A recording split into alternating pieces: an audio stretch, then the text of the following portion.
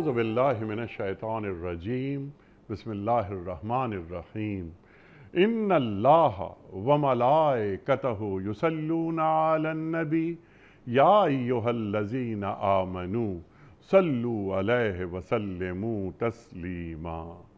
अल्लाहुम्मा सल्लि अला सय्यिदिना व नबिय्यिना व शफ़ीअना व मौलाना मुहम्मद व अला आले मुहम्मद व बारिक व सल्लिम। मोहतरम ख़वातीन व हज़रात, अस्सलामु अलैकुम। पयाम सुबह के साथ एक बार फिर हाजिर मैं हूँ आपका मेज़बान अनीक अहमद।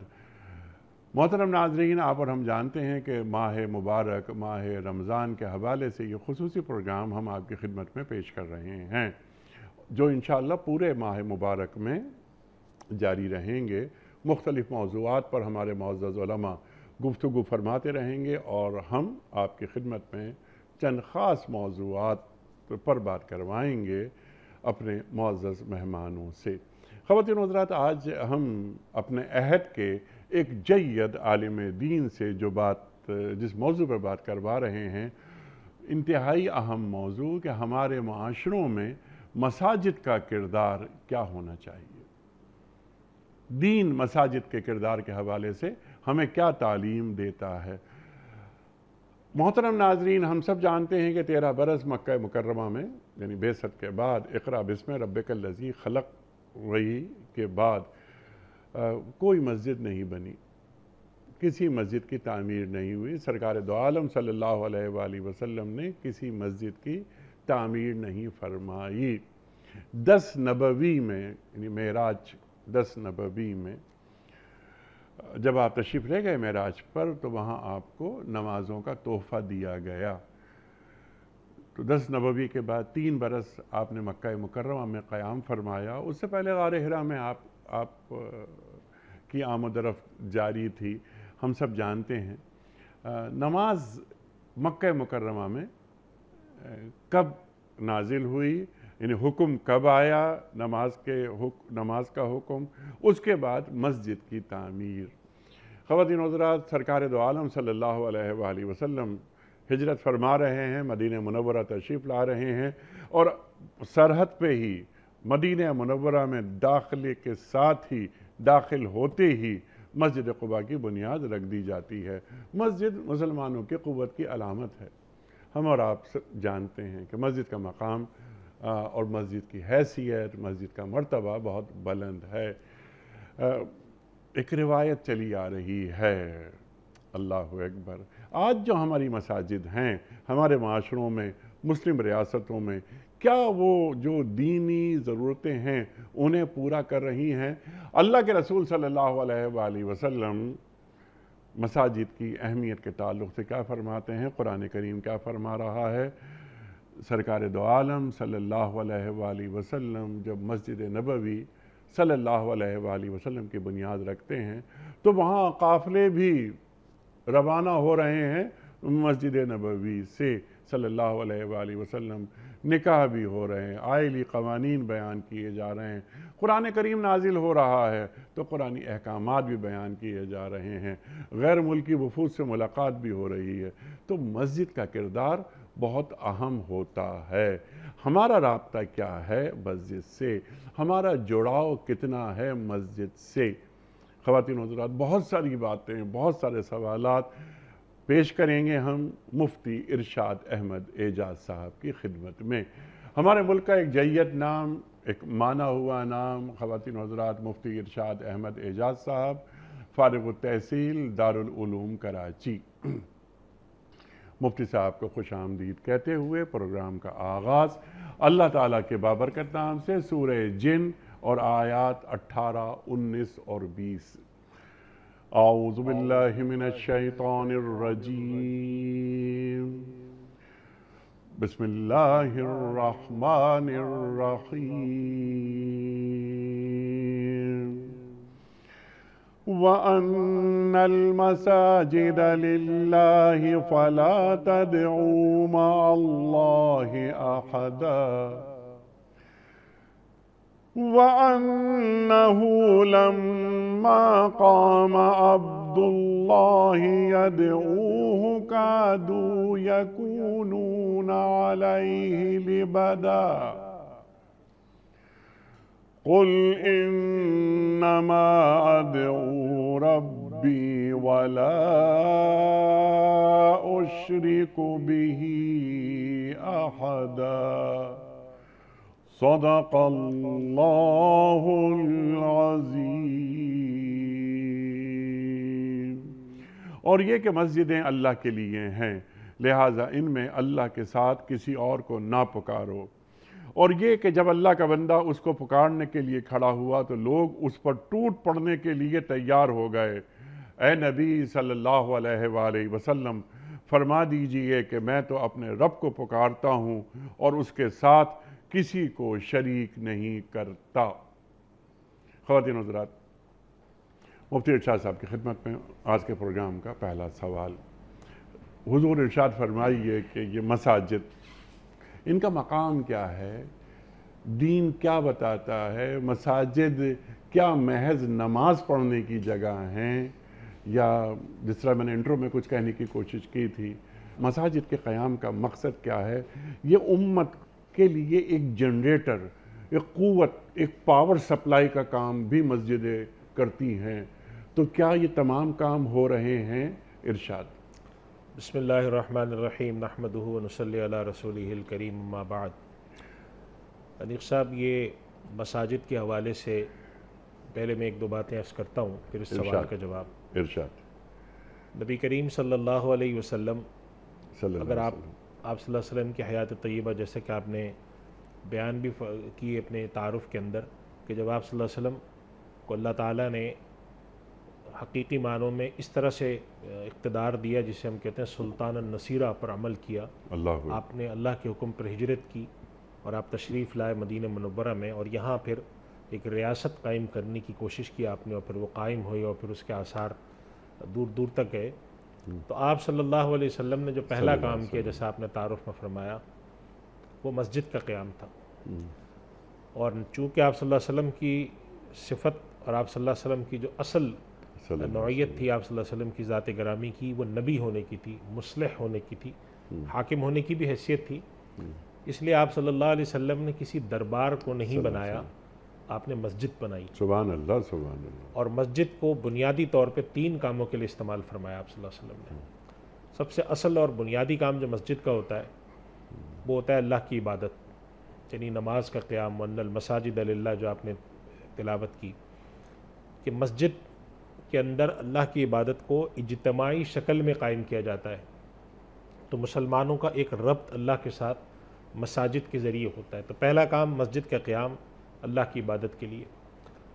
दूसरा काम, मस्जिद के अंदर आप सल्लल्लाहु अलैहि वसल्लम ने तालीमी काम फरमाया कि वहाँ पर सिलसिले तालीम व ताल्लुम, वहाँ से बैठ कर आप सल्लल्लाहु अलैहि वसल्लम ने जो सहाबा कराम रिज़वानुल्लाह अलैहिम अजमईन है उनको तालीम किया दीन कैसे होता है। सहाबा कराम फरमाते हैं कि आप सल्लल्लाहु अलैहि वसल्लम नमाज़ पढ़ते थे तो एक आध दफ़ा आप सल्लल्लाहु अलैहि वसल्लम रुकू करने के लिए मिंबर पे तशरीफ़ ले गए, यानी रुकू तो ज़मीन पर होता है लेकिन आप रुकू करने के लिए एक सीढ़ी चढ़कर ऊपर गए, मामूल के ख़िलाफ़ एक आध दफ़ा ऐसा किया। तो सहाबा कराम की इस रिवायत के पर मुहद्दिसीन लिखते हैं कि इससे मकसूद आपका उम्मत को तालीम देना था कि रुकू होता कैसे, अल्लाह, यानी रुकू तो हम कहते हैं कि झुक जाएं, इतना झुकें, लेकिन जाहिर है कि जब इंसान अपनी आंखों से देखता है तो उन्होंने देखा आप सल्लल्लाहु अलैहि वसल्लम इस तरह से झुके।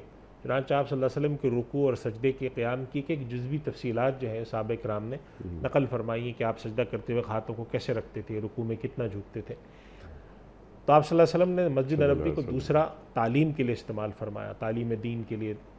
और तीसरा आप सल्लल्लाहु अलैहि वसल्लम ने मस्जिद को दावत और तबलीग और इस्लाह के लिए इस्तेमाल फरमाया।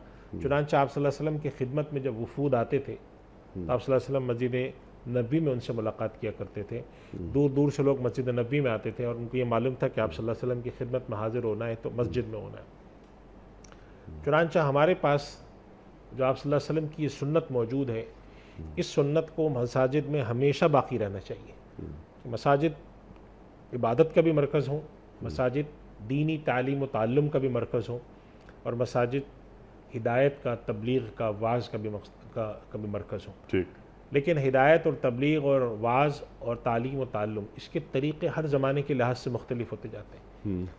एक ज़माने में हलकों की शक्ल में तालीम होती थी कि हलकात लगते थे। आज भी आप मस्जिद नबी में जाकर देखें, हरम शरीफ में देखें, छोटे छोटे हलके लगे होते हैं। कहीं पर कोई हदीस पढ़ा रहा है, कहीं पर कोई कुरान करीम सिखा रहा है, कहीं पर कोई तफसीर पढ़ा रहा है, कहीं कोई मसाइल पढ़ा रहा है। तो एक तो ये तरीक़ा था तालीम व ताल्लुम का कि मसाजिद के अंदर हलके लगा करते थे और लोग सीखते थे। मसाजिद की तालीम व ताल्लुम के अब तरीक़े मुख्तलिफ मुतनव्वे होते जा रहे हैं। पाकिस्तान में इनका रिवाज थोड़ा सा कम है, लेकिन जैसे मगरबी ममालिक में मसाजिद को अब एक बड़े पैमाने पर एक दावत और तालीम के लिहाज से हम उनको एक सोशल मरकज़ के तौर पर भी इस्तेमाल करने लगे हैं। बाज़ मसाजिद में जैसे इस्लामी सेंटर बने, मस्जिद के साथ बना दिए उन्होंने, वहाँ पर इज्तिमा भी होता है। बल्कि हमारे एक दोस्त हैं जो इंग्लैंड में होते हैं, तो वो कहते हैं कि हम लोगों ने आपस में तय किया है कि महीने में शायद 2 हफ्ते या 3 हफ्ते बाद वो एक नाश्ता करते हैं जो कि इशराक़ के बाद होता है। उसके अंदर कम्युनिटी के सारे लोग जमा होते हैं। तो वो उसके अंदर तरतीब उन्होंने यही रखी है कि पहले फ़जर पढ़ते हैं, फ़जर के बाद कुछ छोटा मोटा दर्स होता है, उसके बाद वो इशराक़ पढ़ते हैं, इशराक़ पढ़ने के बाद वो जो साथ एक जगह बनाई कम्युनिटी सेंटर, वहाँ वो जमा होते हैं। तो इससे कहते हैं कि मुस्लिम, जो आपने बात की कि एक जुड़ाव पैदा होता है, एक दूसरे के साथ रब्त पैदा होता है, दीन सीखने का शौक़ पैदा होता है। फिर उन जो लोग आए हुए होते हैं उनके साथ कभी बच्चे भी आए हुए होते हैं। तो एक ख़ास जिसे हम कहते हैं कि दीन अमली शक्ल में, एक तो दीन की इल्मी विरासत है, वो इल्म को आप मुंतकिल करते हैं। एक दीन की अमली विरासत है कि आप दीन के अमल को जोड़कर मुंतकिल करते हैं। इन कामों के मराकज़ के तौर पे जिनको इस्तेमाल होना चाहिए वो मसाजिद हैं कि यहाँ से दावत भी हो, यहाँ से तालीम भी हो, और ये इबादत का मरकज़ तो है ही है। तो इस वजह से आप सल्लल्लाहु अलैहि वसल्लम ने मस्जिद को जिस माना में इस्तेमाल किया है, उस माना में इसका इस्तेमाल उम्मत में ता क़यामत बाकी रहेगा और रहना चाहिए। ये बात सही है कि बसा औक़ात इसके इस्तेमाल में कुछ महदूदियत ऐसे पैदा हो जाती है कि जैसे आपने अभी सवाल उठाया था कि मस्जिद को ये समझ लिया जाता है कि मस्जिद में बस सिर्फ नमाज पढ़ी और बस बाहर आ गए। हालांकि मसाजिद के अंदर इस तरह की चीज़ें होनी चाहिए कि जैसे कि पाकिस्तान के अंदर कराची में भी खुसूसन बाज़ मसाजिद ऐसी हैं कि उन्होंने इस तरह की तरतीब अपने यहाँ मुकर्रर की है कि उन्होंने अपने यहाँ ये कहा कि भाई हम साल में कम से कम 12 दफ़ा हम बाहर से मुख्तलिफ उलमा, मुख्तलिफ हज़रात को बुलाएंगे और एक प्रोग्राम रखा करेंगे जिसके अंदर किसी एक मौजू पर गुफ्तगू होगी। उसके अंदर हम अहले महल्ला को जमा करेंगे, सबको दावत देंगे कि भाई हमारे यहाँ फ़ला मौजू पर बात हो रही है, चाहे वो दीन के हवाले से हो, कानून के हवाले से हो, मईशत के हवाले से हो, मुआशरत के हवाले से हो, ताकि एक आगाही पैदा हो। इसी तरीके से बाज़ वहाँ पे तालीम बालिग़ा की क्लास इस तरीके से शुरू करते हैं कि वहाँ पर कुरान करीम सिखाते हैं, मसाइल सिखाते हैं। और इसके अलावा वहाँ पर बाज़ मसाजिद ऐसी हैं जो कि अल्लाह का शुक्र है इसका रिवाज थोड़ा बढ़ रहा है कि अब उन्होंने ख़वातीन के लिए भी बाकायदा एक बंदोबस्त शुरू किया है कि अलग से जगह बनाकर कि हमारे यहाँ ख़वातीन भी आकर वहाँ से जुड़ें, जिनका रास्ता हर चीज़ तमाम शराइत पूरी करके। इससे क्या होता है कि मुआशरे के अंदर लोगों का एक लाशूरी तौर पर मस्जिद के साथ एक मरकज़ हिदायत, एक मरकज़ इस्लाह, एक मरकज़ जिसमें कहते हैं इज्तिमा कि भाई चलो हम फ़लाँ जगह जाते हैं। और ये होता था कि भाई फ़लाँ साहब मस्जिद में आजकल 2 दिन से नहीं आ रहे, क्या बात है, खबरगिरी करो कि बीमार तो नहीं है। या फ़लाँ साहब मस्जिद गए तो उन्होंने 10 लोगों से जिक्र किया कि भाई मेरे घर में बच्चा बीमार है, वालदा बीमार है, वालिद बीमार है, अहलिया बीमार है, दुआ कर दें। तो इस किस्म का जो एक जिसे हम कहते हैं कि खैर ख्वाही का माहौल, एक महल्ले की जो शक्ल कायम होती है, तो ये मस्जिद के चंद बड़े किरदार हैं जिनको उजागर करते रहने की ज़रूरत है। हमारे यहाँ चूँकि मसाजिद के अंदर थोड़ी सी एक ये चीज़ पैदा हुई है और इसकी बहुत सारी जो हमारी मजमूई कोताहियों के सबब है ये कि हम लोगों ने अपने इस किरदार को थोड़ा सा, यानी मस्जिद जैसी अहम जगह को थोड़ा महदूद करने की कोशिश कर दी है। हम अगर इसके अंदर बच्चों के हवाले से भी कोई प्रोग्राम रखें, मैं एक मस्जिद के साथ मेरा ताल्लुक़ है, मेरा महीने 2-4 महीने में एक दफ़ा जाना होता है, तो वो वहाँ पर मखसूस बिरादरी के हज़रात हैं जिन्होंने अपने यहाँ बच्चों के लिए वहाँ पर एक महीने में एक दफ़ा प्रोग्राम करते हैं, 2 महीने में। और बाकायदा तौर पे जैसे हमारे यहाँ दुनिया टीवी के प्रोग्राम में क्विज़ होता है, उनके यहाँ बच्चों के लिए क्विज़ होते हैं, फिर वो बच्चों को उसमें प्राइजेस देते हैं। उनके यहाँ ख़वातीन भी आती हैं और मर्द भी आते हैं, बच्चे भी आते हैं, बच्चियाँ भी आती हैं, प्रोग्राम रिकॉर्ड करते हैं, फिर उसको ऑन एयर करते हैं अपने इसमें। उससे क्या हुआ कि जो बच्चा वहाँ पिछले 5 साल, 10 साल, 15 साल में बड़ा हुआ है, यानी अब उस मस्जिद के इंतज़ाम संभालने वाले उन लोगों जो लोग हैं वो हैं जिन्होंने अपने बचपन में 12-14 साल की उम्र में उस मस्जिद में आकर इस तरह के क्विज़ में हिस्सा लिया था। आज से कोई 15-20 साल पहले। आज वो 30-32 साल, 35 साल के हैं और जिन लोगों ने मस्जिद को इस तरतीब से चलाना शुरू किया था वो ज़ईफ़ हो गए, अब उनकी जगह ये लोग ले रहे हैं। यानी कि वो बच्चा जो कल वहाँ तालिब इल्म था, आज वो वहाँ पर एक रहनुमा के तौर पर और एक मुसले के तौर पर वो खड़ा है और मस्जिद के रोल को और मज़ीद फ़ाल करने की कोशिश कर रहा है। मैं ये समझता हूँ कि हमारे यहाँ अल्लाह का शुक्र है मसाजिद के अंदर कुछ ना कुछ शक्ल मौजूद है, लेकिन इसको सिर्फ नमाज तक महदूद करने के बजाय नमाज के साथ तालीम व ताल्लुम हो। और इसके अंदर जो सबसे बड़ा किरदार अनीक साहब मैं ज़ाती तौर पर समझता हूँ वो अहले महल्ला का होता है कि अहले महल्ला में से जो अक्सरियत है उनकी दिलचस्पी सिर्फ ये होती है कि नमाज़ पढ़ के चले जाएं। चंद अहबाब वो होते हैं जो मस्जिद की कमेटी में या मस्जिद का ख्याल रखने वाले होते हैं, लेकिन अमूमन ये समझा जाता है कि मस्जिद की कमेटी या मस्जिद का ख्याल रखने वाले लोग वो हैं जो अपने मामूल की ज़िंदगी से रिटायर हो चुके होते हैं, अब वो घर में बैठे हैं तो ये काम करें। मैं समझता हूँ कि इसके अंदर हमारे नौजवानों को जो फ़ाल किरदार अदा कर सकते हैं उनको भी आगे आना चाहिए। और रफ्ता रफ्ता हमारे नौजवान भी आ रहे हैं, उनका जुड़ाव मस्जिद से पैदा हो रहा है रफ्ता रफ्ता। बल्कि एतकाफ़ में भी हम देखते हैं कि नौजवानों की अक्सरियत नज़र आती है। सुभान अल्लाह, बहुत अच्छी बात है ये। अच्छा, जो आपने बात फरमाई कि तालीम और ताल्लुम वगैरह ये काम भी होना चाहिए, और आपने बहुत अहम बात ये फरमाई कि ख़वातीन भी मस्जिद आने लगी हैं, क्योंकि जब इस्लाह की बात होती है, कोई वाज़ दिया जा रहा है कि जितनी ज़रूरत मर्दों को है वाज़ सुनने की, उतनी ही ज़रूरत या शायद ज़्यादा ज़रूरत हमारी ख़वातीन को है। क्योंकि अगर दीन किसी मर्द तक आया तो एक फ़र्द तक आया, ख़ातून तक आया तो नस्ल तक आया। ये हम आप हजरात से सीखते चले आ रहे हैं। लेकिन क्या हमारे पास, सिंपल सवाल आपकी खिदमत में, जो आपने 3 शोबे बताए कि मस्जिद में ना इबादत तो होती ही होती है, ज़ाहिर है मस्जिद सजदा गाह है, वहाँ सजदे ही किए जाएंगे, लेकिन ये कि क्या वाज़ और तज़कीर हो रही है, क्या तालीम और ताल्लुम की जो बात आपने फरमाई। फजर की नमाज के बाद ज़ोहर तक मस्जिद में कोई एक्टिविटी नहीं होती। क्यों नहीं होती? अगर यानी पाकिस्तान में इस वक्त मसाजिद की तादाद 2.5 लाख से ज़्यादा है, इन मसाजिद में एक प्राइमरी सतह का स्कूल खोल दिया जाए। 2.5 लाख स्कूल हमारे पास जो शरह ख़वानदगी है वो बहुत कम है, तो मस्जिद से एक ताल्लुक़ पैदा होगा। आपने बात फरमाई थी कि इंग्लैंड में, अमेरिका में वगैरह वगैरह हम भी देखते हैं कि वहाँ पर एक कम्युनिटी सेंटर कायम हो जाता है, वो फैमिलीज़ आती हैं। अच्छा, वहाँ का माहौल ज़रा सा ऐसा माहौल नहीं हो सकता जो हमारा कराची का, लाहौर का, गुजरांवाले का, फैसलाबाद का माहौल है। हमारा एक ताल्लुक़ है अपनी ज़मीन से, तो वो लोग आते हैं, मिलते हैं, सोशलाइजेशन होती है वगैरह वगैरह। तो बहुत सारे काम मस्जिद के ज़रिए लिए जा सकते हैं। लेकिन हमारे यहाँ आपने एक बात फरमाई, माफ़ कीजिए सवाल मेरा तवील हो रहा है, कि ज़िम्मेदारी अहले महल्ला की आपने बात फरमाई। मैं आपकी बात से इत्तेफाक करता हूँ, ज़िम्मेदारी अहले महल्ला की भी है, लेकिन पहली ज़िम्मेदारी क्या रियासत की नहीं, और दूसरी ज़िम्मेदारी क्या अइम्मा मसाजिद की नहीं कि वो हमारे अइम्मा वो इतना पुरकशिश माहौल बनाए मस्जिद का कि खुद कदम उठें कि ये मेरे मस्जिद के इमाम हैं और ये मेरी मस्जिद के मुअज्जिन हैं। जब ये अज़ान देते हैं तो मेरे कदम खुद ब खुद उस जानिब चलते हैं। आखिरी बात आपकी इजाज़त से इस ज़ैल में, ताकि आप तफसीली बात फरमाइए। हमने तमाम काम अपने हुकूमतों पे छोड़ दिए हैं। 2.5 लाख मसाजिद, इमाम मौजूद हैं, बाज़ बड़ी मसाजिद हैं, 5-5 हज़ार नमाजी भी जुमे के नमाज में आते हैं। नमाज पढ़ाई, इमाम साहब ने कहा कि आओ अब नमाज हो गई है, हम निकलते हैं मस्जिद के बाहर और जो हमारे महल्ले के जितने मसाइल हैं वो हल करते हैं। आधे से ज़्यादा मसाइल महल्ले के हल हो जाएंगे। लेकिन हम इंतज़ार करते हैं और एक तनकीद करते हैं कि देखिए साहब, ये महल्ले के मसाइल हैं, हुकूमत को इतना वक्त भी नहीं कि तवज्जो दें इन मसाइल पर। इरशाद। अनिक साहब, 2-3 बातें हैं। एक तो हुकूमत के किरदार पे बात है, तो एक तो जवाब आपने ख़ुद दे दिया। एक तो ये कि हमारे यहाँ हुकूमतें अपने किरदार अदा करने में हम सब जानते हैं कि कमा हक़ अदा नहीं करती, वो चाहे किसी भी किस्म का किरदार हो। मसाजिद के मामले में तो ये किरदार और भी कम है।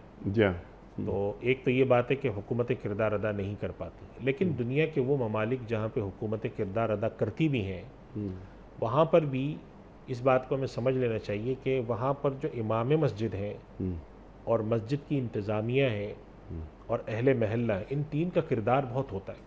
यानी कि अगर आप उन ममालिक में चले जाएं जहाँ पर 100% हुकूमती नज़म के तहत मसाजिद चलती हैं, वहाँ पर आप देखें कि जाकर के बाज़ मसाजिद ऐसी हैं जो बड़ी फ़ाल हैं। अब अगर आप पूछें ये फ़ाल कैसे हैं, तो आपको अंदाज़ा होगा कि वहाँ मस्जिद के अंदर जो मकामी लोग हैं जिनके पास कुछ थोड़ा बहुत इंतज़ाम है, उन्होंने कोई ऐसी सरगर्मियाँ शुरू की हुई हैं जो भी उनके पास दायरे कार है उसके अंदर रहते हुए। तो ये बात हमें बिल्कुल अच्छी तरह से जहन में बिठा लेनी चाहिए कि जो काम हुकूमत अगर नहीं करती तो उस काम को छोड़ने के बजाय जहाँ तक मुमकिन हो हमें करना चाहिए। बिल्कुल। मसाजिद का जो एक बहुत बड़ा किरदार हो सकता है माशरे के अंदर, एक तो जो बात आपने एक फरमाई कि उसके अंदर अहले महल्ला को जोड़कर बहुत सारी चीज़ों के बारे में शऊर पैदा किया जा सकता है। यानी कि जैसे महल्ले के मसाइल के बारे में शऊर पैदा किया जा सकता है, सफाई के बारे में पैदा किया जा सकता है, और अहले महल्ला को जोड़ने के हवाले से पैदा किया जा सकता है, नमाज़ों के हवाले से पैदा किया जा सकता है। तो ये सारे किरदार बहुत अच्छे तरीके से अदा हो सकते हैं, लेकिन इसके लिए फ़िक्र पैदा करने की ज़रूरत है। और हमारे यहाँ जैसा आपने बिल्कुल बजाय इरशाद फरमाया कि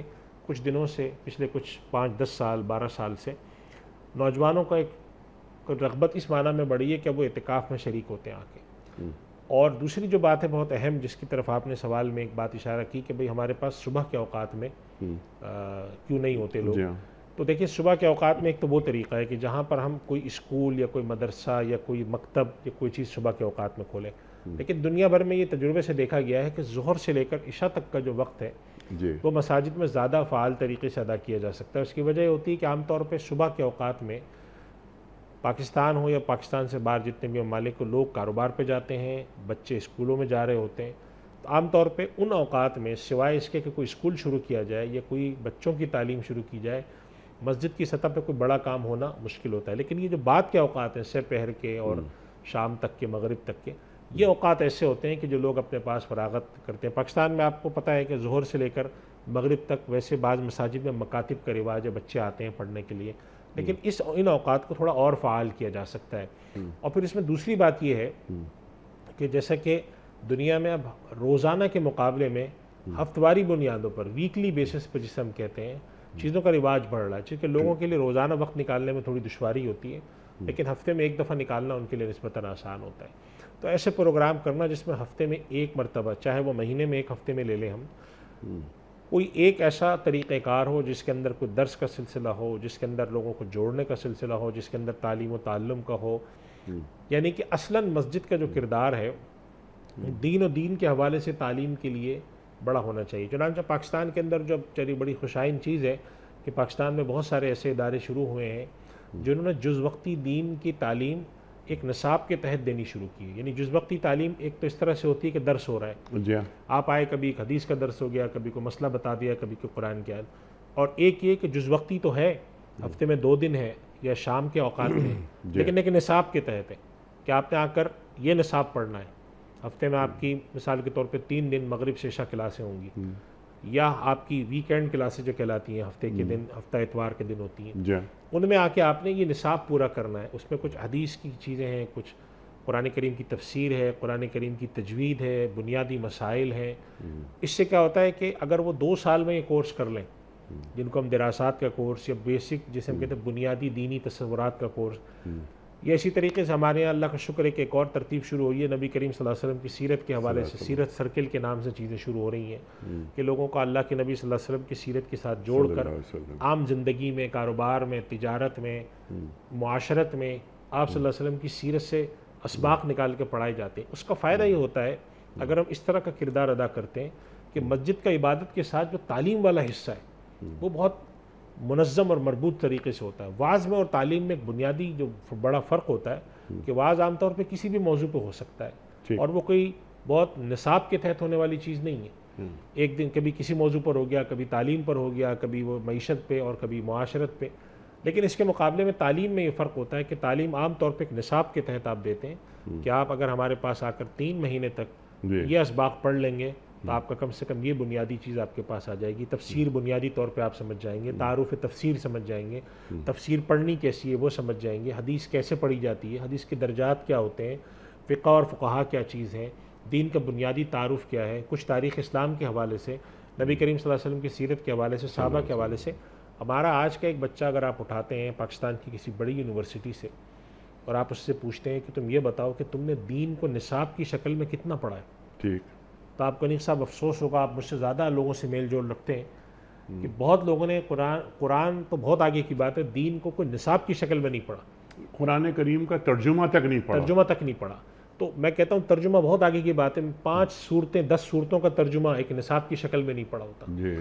तो मैं ये कहता हूँ कि जहाँ अवामी सतह पर आप दावत से, वाज से और नसीहत से या टीवी के प्रोग्राम से या चैनल पे देखने से जो दीन सीखते हैं, वो दीन भी अच्छा होता है, दीन इसके अंदर चीज़ आती है आपको, लेकिन तालीम के मुकाबले में वाज और नसीहत से या जुमे की तकरीर सुनकर या कोई टीवी का प्रोग्राम देखकर दीन सीखने में और एक मरबूत निसाब के और मुनज़्ज़म तरीके से सीखने में फ़र्क ये होता है कि वो तालीम के ज़रिए जब आप कोई चीज़ सीखते हैं तो बड़ी स्ट्रक्चर्ड नॉलेज जिसे हम कहते हैं, बड़ी मरबूत और मुंज़बित किस्म की तालीम आपके पास आती है और आपके एक समझ में आना शुरू होता है कि हमारा दीन हमसे क्या मुतालबा करता है। आज के दौर में जो इल्हाद के हवाले से चीज़ें आ रही हैं वो क्या हैं, खुदा बेजारी क्या चीज़ है, बच्चों को अगर हम कोई छोटी सी चीज़ सिखा रहे हैं तो इसके जिसे हम कहते हैं तवीलुल मुद्दत जो है, तवीलुल मियाद असरात क्या होंगे, ये सारी चीज़ें समझने के लिए दीन को तालीम की शक्ल में पढ़ना चाहिए।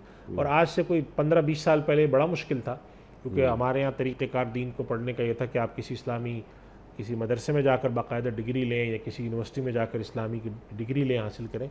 अब ये छोटे छोटे कोर्सेज़ आ गए हैं, सीरत के सर्किल आ गए हैं, दरासात के कोर्सेज़ आ गए हैं, आप 4 महीने का भी पढ़ सकते हैं, 8 महीने का भी, 2 साल का भी, 5 साल का भी और 10 साल का पूरा कोर्स भी पढ़ सकते हैं, वीकेंड के ऊपर पढ़ सकते हैं। और ये पढ़ें मस्जिद में, और ये मस्जिद के अंदर ही होता है, ज़्यादातर मसाजिद में है और बाद जगह पे ऑनलाइन भी हो रहा है, ताकि सारे लोग अपनी अगर आने जाने में मुश्किल है। तो मैं ये समझता हूँ कि ये जो सारे किरदार हैं जो कि एक तालीम के, तरबियत के किरदार हैं, इनको मस्जिद के साथ अगर हम जोड़ते हैं तो मस्जिद का इदारा सही मानों में नबी करीम सल्लल्लाहु अलैहि वसल्लम की उस मीरास पर अमल करता है कि आप सल्लल्लाहु अलैहि वसल्लम नबी थे, आप सल्लल्लाहु अलैहि वसल्लम हाकिम भी थे, आप सल्लल्लाहु अलैहि वसल्लम की जो नबी होने की हैसियत से आपके शारे होने की हैसियतें, शारह होने की हैसियतें, हाकिम होने की हैसियतें, काजी होने की हैसियतें, मगर इन तमाम हैसियत के बावजूद आप सल्लल्लाहु अलैहि वसल्लम ने दरबार बनाने के बजाय मस्जिद बनाने को तरजीह दी और आप सल्लल्लाहु अलैहि वसल्लम का हुजरा मस्जिद के साथ मरबूत था।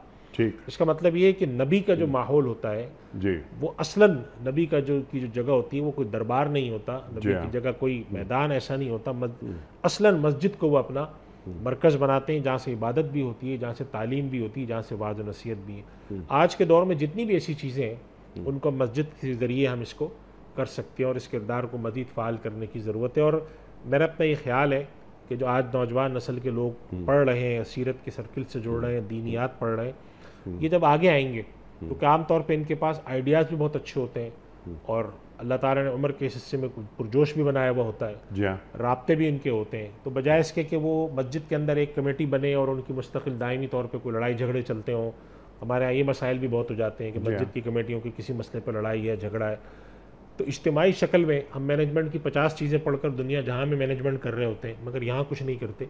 तो मैं ये समझता हूँ कि अगर हमारा ऐसा तबका फ़ाल हो जाए तो इस जगह को बहुत बड़े पैमाने पे हम इस्तेमाल कर सकते हैं। यहाँ से दीनी प्रोग्राम हम यहाँ से नशर कर सकते हैं, हम जो मीडिया को इस्तेमाल करते हैं यहाँ से कर सकते हैं, लोग आके जुड़ें। और अब आप जानते हैं कि क्लिफ्टन में और कराची के बहुत से इलाकों में जो मसाजिद हैं वहाँ बाकायदा हफ्तेवार जो दर्स होते हैं उनको नशर किया जाता है, उसके अंदर मर्द भी बाहर से बैठ के सुनते हैं, ख़वातीन भी सुनती हैं। तो मस्जिद के ज़रिए एक वाज़ और एक तालीम के सिलसिले अब शुरू हुए हैं, इसको मज़ीद अगर हम कर दें फ़ाल तो मैं समझता हूँ कि इंशाअल्लाह ताला ये मस्जिद का जो हकीकी किरदार है वो इसमें बड़े पैमाने पर नुमायाँ हो सकता है। चुनांचे इसकी एक मैं छोटी सी मिसाल भी देता हूँ कि इंटरनेशनल इस्लामिक यूनिवर्सिटी इस्लामाबाद जो है तो उसका एक कैंपस का हिस्सा शाह फैसल मस्जिद में भी एक ज़माने में कायम था, अब कितना है मालूम नहीं, और साथ साथ एक लाइब्रेरी भी कायम की गई।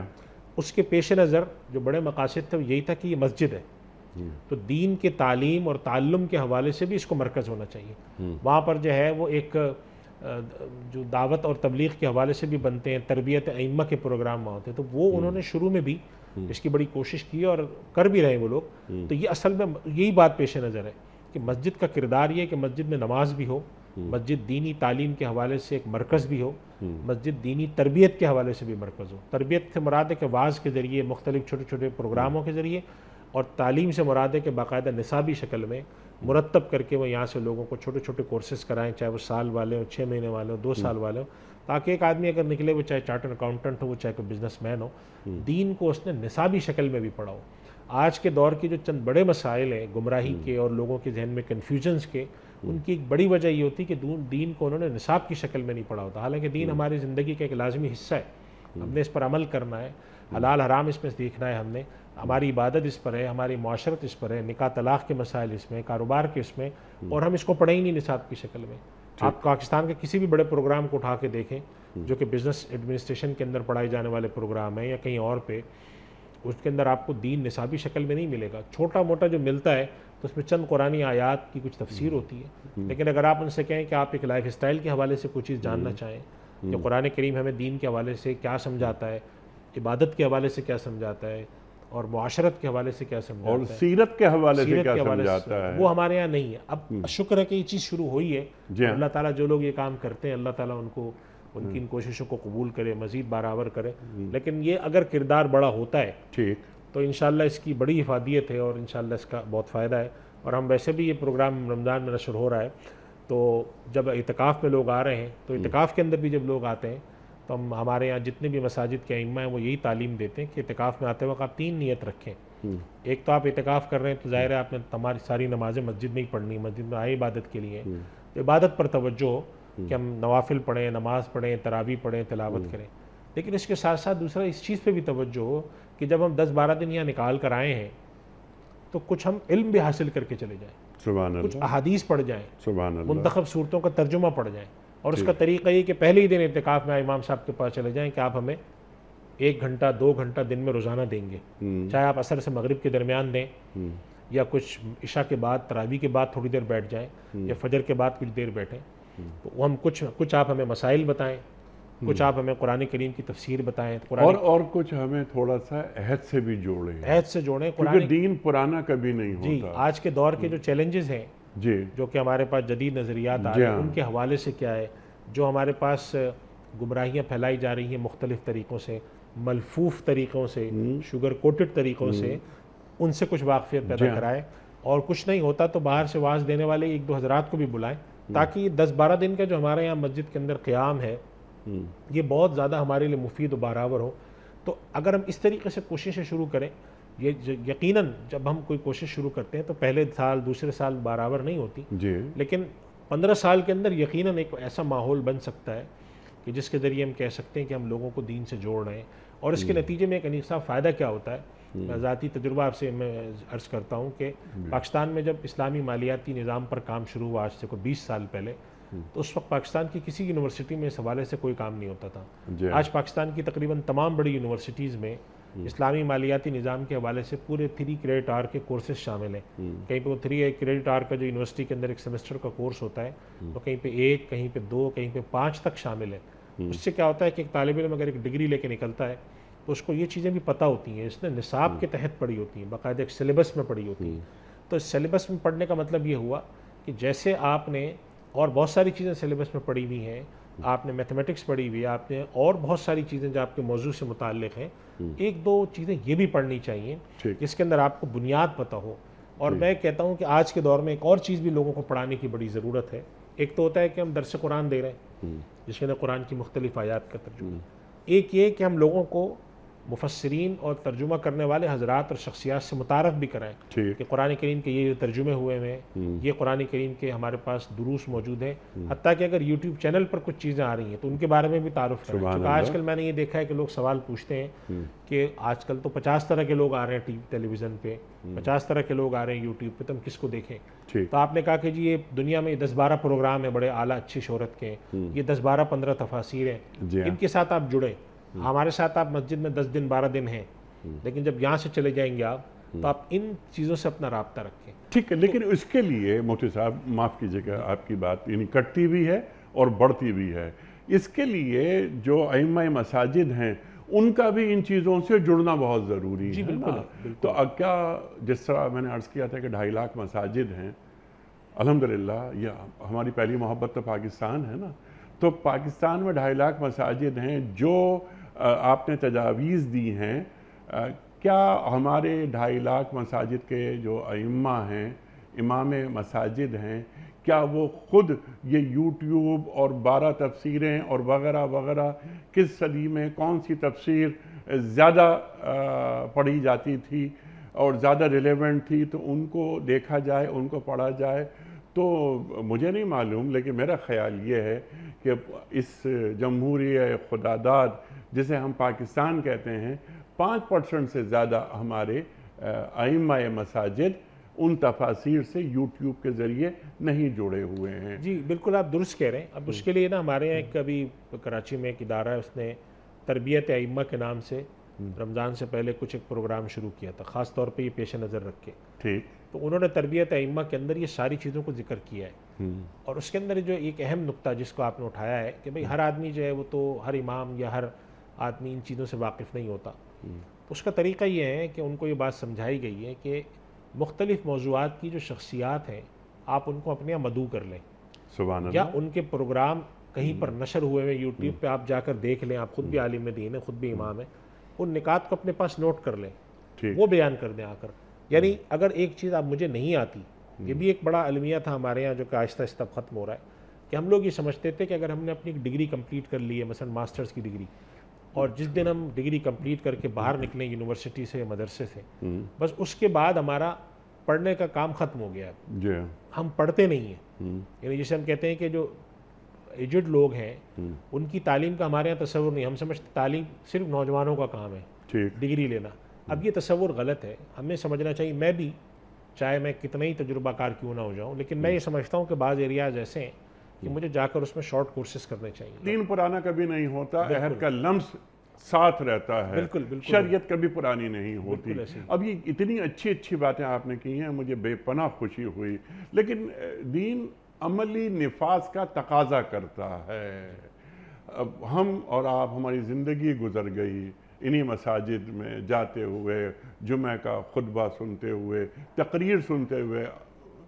तो हमारे जो आइम्मा मसाजिद हैं, इनकी अक्सरियत को जब हमने सुना, बगौर सुना, तो जो मसाइल आप बयान फरमा रहे हैं बहुत कम मादूद चंद वो हमने देखे कि जो बात कर रहे हैं। ये आपने जो बातें की, जैसे मैंने अर्ज़ किया कि मेरा खून बढ़ गया आपकी बातें सुनकर। लेकिन ये चीज़ ये आए, और इसके ये सोते कहाँ से आ रहे हैं? मस्जिद नबवी सल्लल्लाहु अलैहि वसल्लम से। अल्लाहु अकबर। आज भी हम जाते हैं, देखते हैं वहाँ, जिस तरह आपने बात फरमाई कि छोटे छोटे हलक़े बने हुए होते हैं, दीन बयान किया जा रहा होता है। हाँ, कुरान और हदीस तमाम रुश्द व हिदायत के सिलसिले कुरान और हदीस से आएंगे, लेकिन जुड़ेंगे 2023 से। आज दीन कैसे काबिल अमल होता है, और दीन ही काबिल अमल होता है। कुरान करीम से हटकर कोई उसूल नहीं लिया जा सकता। लेकिन जो दीन, बहुत बड़ा दीन, कहीं ऐसा तो नहीं कि बहुत छोटे हाथों में आ गया हो। अनीक साहब देखिए, मैं इसमें एक दो तीन बातें अर्ज़ करूँ, थोड़ी सी तल्ख नवाई है इसमें जी।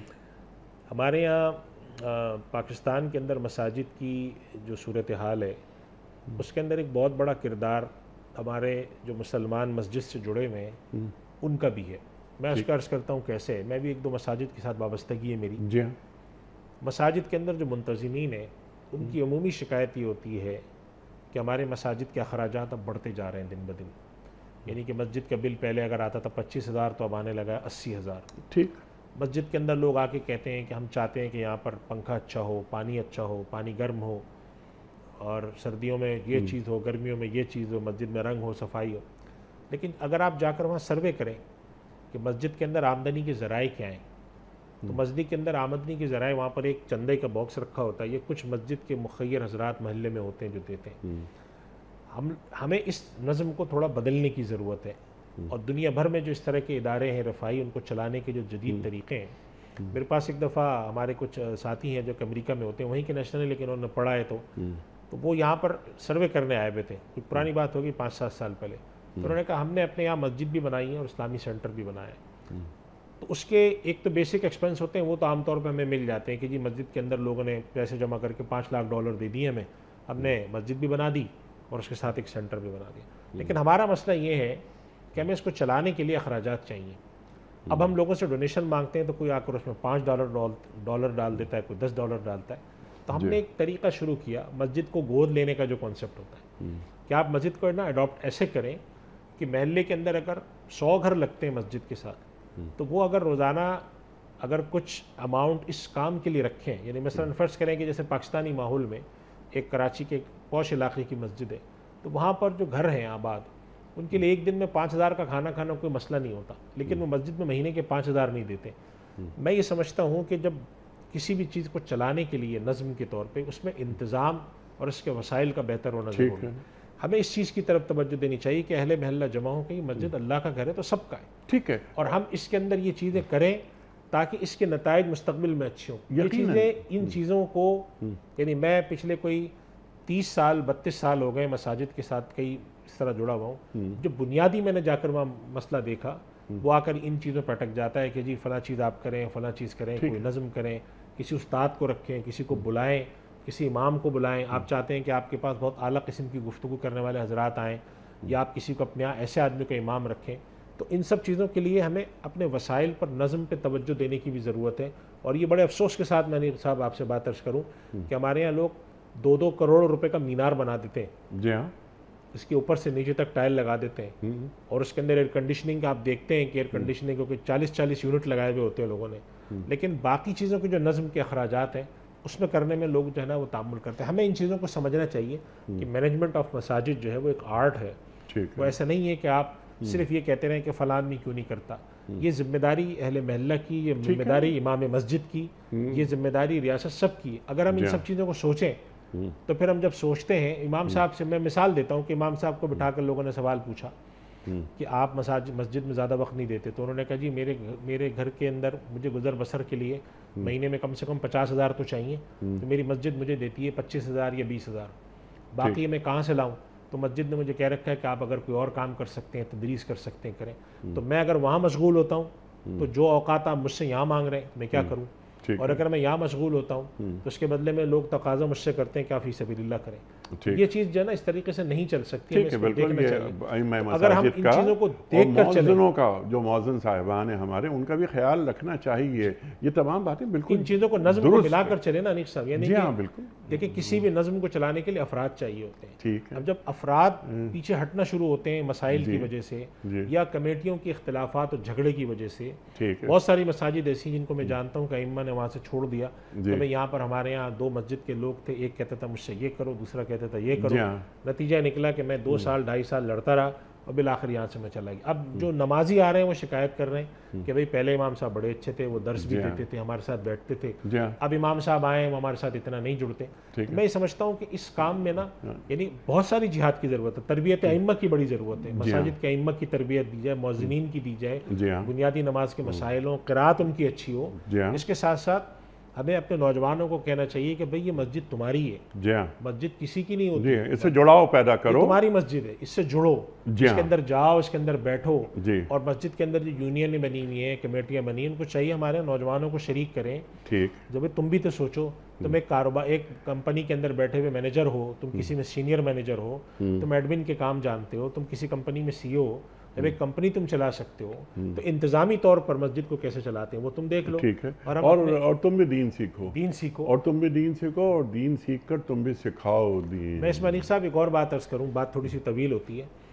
मैं अक्सर अपने प्रोग्रामों में ये बात अर्ज़ करता हूँ, कहीं पर ट्रेनिंग होती है, मैं कहता हूँ कि अगर आप ये कहें कि कुरान करीम का समझाना मौलवी साहब का काम है, तफसीर का समझाना मौलवी साहब का काम है, तो ये समझ में आता है कि भाई आप कह सकते हैं कि भाई मैं तो एक बिजनेसमैन हूँ, मैथमेटिशियन हूँ, मैं एक इकोनॉमिस्ट हूँ, मैं मुफस्सिर कुरान नहीं। तो कुरान की तालीम देना उस आदमी को सही रवा रखता है, वो आदमी के लिए बेहतर है जो कुरान को तालीम सीखा हो। लेकिन मैंने कहा अगर आप ये कहें कि दीन की जिम्मेदारी किसकी, तो दीन की जिम्मेदारी मौलवी की नहीं, मुसलमान की है। आप इस जिम्मेदारी का एहसास करें, मस्जिद को आबाद रखना। अल्लाह ताला फरमाते हैं इन्नमा यामुरु मसाजिद अल्लाहि मन आमन बिल्लाहि वल यौमिल आखिर व अक़ामस सलाता व आतज़ ज़काता व लम यख़्शा इल्लल्लाह। अल्लाह ताला ने फरमाया कि मसाजिद को आबाद रखने वाले लोग तो वो होते हैं कि जो अल्लाह पर ईमान लाए और आखिरत पर ईमान रखते हैं और अल्लाह के अलावा किसी से नहीं डरते। यानी मसाजिद को के सराउंडिंग में खड़ा हो जाना, मस्जिद की पुश्तीबानी करना, उस नज़्म को चलाना, सिर्फ ये नहीं कि उसका रंग रोगन अच्छा हो, उस पर टाइल लगे हों और उसमें एयर कंडीशनिंग हुई भी हो और जब आप जाएँ तो उसके अंदर ऊद की और लोबान की धोनी की खुशबू आती हो, ये नहीं, उसका फ़ाल किरदार हो, यहाँ से हिदायत की सामान होते हो। मस्जिदें आबाद होती हैं इंसानों से, उन सजदा गुजारों से, कि जो एक नमाज पढ़ लेने के बाद अगली नमाज का इंतज़ार करते हैं इन चीज़ों से और उनकी तरजीहात पे मस्जिद होती है।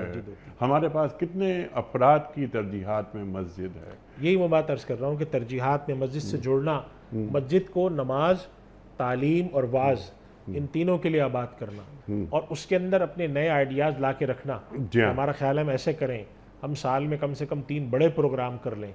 कोई सीरत का जलसा रखें यहाँ पर हम, जिसमें बच्चों को भी बुलाएं। कोई ऐसा हम तरबियती चीज़ रखें जिसके अंदर हम काफ़ी लोगों को बुलाएं, हम कुछ माहिरीन को भी बुलाएं, बाहर से लोगों को भी बुलाएं। और मकसूद क्या होगा जी, मस्जिद से जुड़ना है। आप आएँ, आप बताएं मस्जिद से कैसे जुड़ें। तो इससे क्या होगा कि मस्जिद, अगर हम आज ये काम शुरू करते हैं तो 10 साल बाद मस्जिद का किरदार बहुत इंशाल्लाह ताला फ़ाल होगा और ज़रूरत है इसको फ़ाल करने की। अगर आप मस्जिद को पसे पुश डालते हैं तो आहिस्ता आहिस्ता फिर लोगों की, जो लोग वहाँ खिदमत के लिए आते हैं, जो तदरीस के लिए आते हैं, जो पढ़ाने के लिए आते हैं, आहिस्ता आहिस्ता वहाँ से वो कटना शुरू होते हैं। वो कहते हैं कि यहाँ जाना हमारे लिए मुश्किल है। मैं और आप भी जानते हैं, ताल्लुक़ ही हमारा इस शोबे से है कि अक्सर इस तरह के मसाइल सामने आते हैं। मैं कहता हूँ मस्जिद के अंदर भी कोई लड़ाई झगड़ा करने की बात है, इसके अंदर भी कोई लड़ता है। आप इस मस्जिद को एक तालीम और ताल्लुम का मरकज़ बनाएं और यहाँ से आप दीन और वाज और नसीहत और तालीम करें। अब इसके अंदर ये कहना कि ये मेरे पास इंतज़ाम हो, तुम्हारे पास हो, इसको इज्तिमाई शक्ल में चलाएं। और एक बात, सबसे अहम बात ये हमें रखनी चाहिए, निफ्सा आपकी बात कता होती है, मस्जिद एक ऐसी जगह जहाँ हर तरह का आदमी आता है। ठीक, तो मस्जिद में जाने वाले, मस्जिद के इंतज़ाम को संभालने वाले आदमी के अंदर सबसे बड़ी चीज़ होनी चाहिए, उसके अंदर तहम्मुल और बर्दाश्त और हौसला। जी हाँ। अगर वही नहीं है जी हाँ, तो फिर तो हर आदमी को आप डांटेंगे, हर आदमी से लड़ेंगे। जी, तहम्मुल, बर्दाश्त, हौसला, इसके साथ साथ एक हकीमाना अंदाज, एक हिकमत हो। अच्छा, जो हुकूमतें हैं हमारी, क्या उनकी थोड़ी बहुत जिम्मेदारी है कि वो अपनी इस रियासत में होने वाली अजानें और जो नमाजें, जो सजदे, क्या उनकी तरजीहात में है ये बात? क्या माहौल, एक साजगार माहौल फराहम करना है, उनके कानों में ये बात आती है? अनिक साहब, मैं एक बात अर्ज़ करूं कि हमारे यहाँ फ़ुक़हा कराम के दरमियान एक गुफ्तगू है और ये कदीम है, बहुत पुरानी, आज से कोई 1000 साल पहले।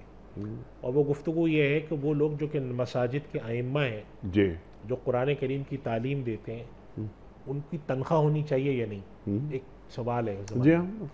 उजरत अला ताआत के नाम से एक बहस है, उसमें तमाम फ़ुक़हा ने बात सराहतन लिखी है कि इन सारे लोगों की गुज़र बसर और इनके जो माशी मामलात हैं उसकी ज़िम्मेदारी स्टेट पर है, रियासत पर। ज़्यादा इनको हम तनख्वाह पे नहीं रखेंगे, इनकी सारी कफ़ालत रियासत करेगी। जब 150-200 साल, 300 साल बाद फिर उम्मत में मसला खड़ा हुआ कि जी रियासत तो इन मामला से गाफिल होती जा रही है, तो फिर उलमा ने फतवा दिया कि नहीं, हमने ये फतवा असलन इसलिए दिया था कि एक आदमी अगर इमाम बनता है और वो आकर कहता है जी मुझे तनख्वाह कितनी दोगे, इसलिए कि ज़ाहिर है कि इंसान है, उसने गुजर बसर करनी है, तो असलन हम कहेंगे तनख्वाह नहीं, आपकी कफ़ालत हुकूमत करेगी। अब इसकी इजाज़त दी। तो मैं ये अर्ज़ कर रहा हूँ कि हुकूमतों की ज़िम्मेदारी सिर्फ यही नहीं होती, बल्कि यानी कुरान करीम में हम यहाँ पे तमकीन के मसाइल जब गुफ्तगू आती, अल्लज़ीना मक्कन्नाहुम फिल अर्दी, तो अल्लाह ताला ने पहली बात क्या रखी? अक़ामुस्सलाता व आतवुज़ ज़कात। वो नमाज का नज़म कायम करेंगे और ज़कात का नज़म कायम करेंगे। जिन्हें भी हम हुक्मरानी देंगे उनकी जिम्मेदारियाँ ये है, और वो नेकी का हुक्म देंगे और बुराई से रोकेंगे। लेकिन क्या हमारे हुक्मरानों को अपनी इन जिम्मेदारियों का एहसास है या नहीं? मुफ्ती साहब, मैं आपका बड़ा ममनून, बड़ा शुक्रगुजार, आपने मसाजिद के किरदार के हवाले से बहुत अहम गुफ्तगू और मोटे मोटे जो निकात वो सामने आप ले आए। अल्लाह ताला हमारे उलमा को सलामत रखे। ख़वातीन व हज़रात, माह मुबारक माह रमज़ान में ये सिलसिला जारी रहेगा। मुख्तलिफ़ मौज़ूआत पर हम अपने मुअज़्ज़ज़ उलमा से सीखते रहेंगे, वो तशरीफ़ लाते रहेंगे और हमारी इल्मी कमी को दूर करते रहेंगे। अपने मेज़बान अनीक अहमद को कल तक के लिए इजाज़त दीजिए। खुदा हाफ़िज़।